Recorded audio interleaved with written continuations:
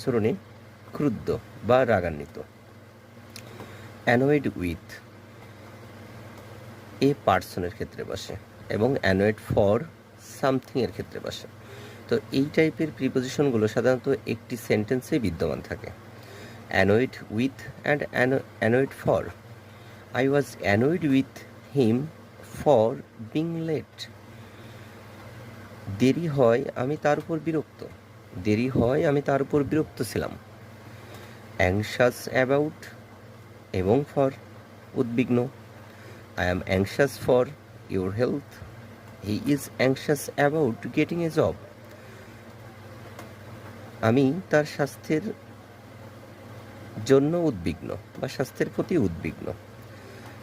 সে বা তিনি চাকরির ব্যাপারে চিন্তিত বা উদ্বিগ্ন। ডিফার ফ্রম ভিন্নরূপ হওয়া। This thing differs from that.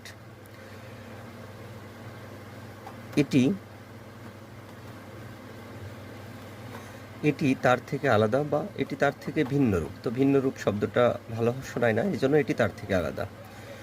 Difference between মানে পার্থক্য। There is no difference between the two brothers.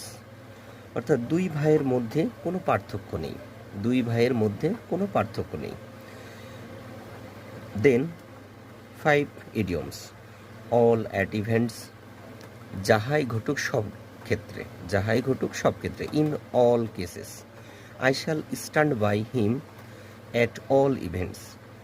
অর্থাৎ সব ক্ষেত্রে আমি তার পাশে থাকব। অর্থাৎ সব ক্ষেত্রে আমি তার পাশে থাকব। তো all that at all events অর্থ সব ক্ষেত্রে। অ্যাট এ লো ইভ মানে নিম্নমুখী বা হ্রাসমান, ডিক্লাইনিং।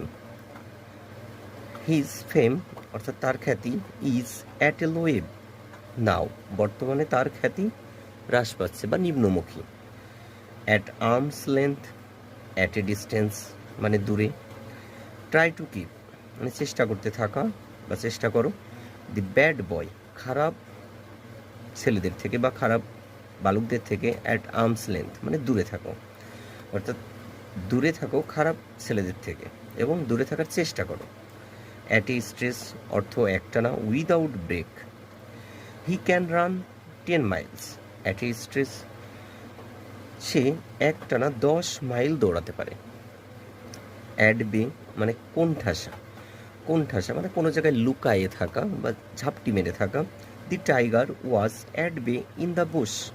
বুশ মানে ঝোপ।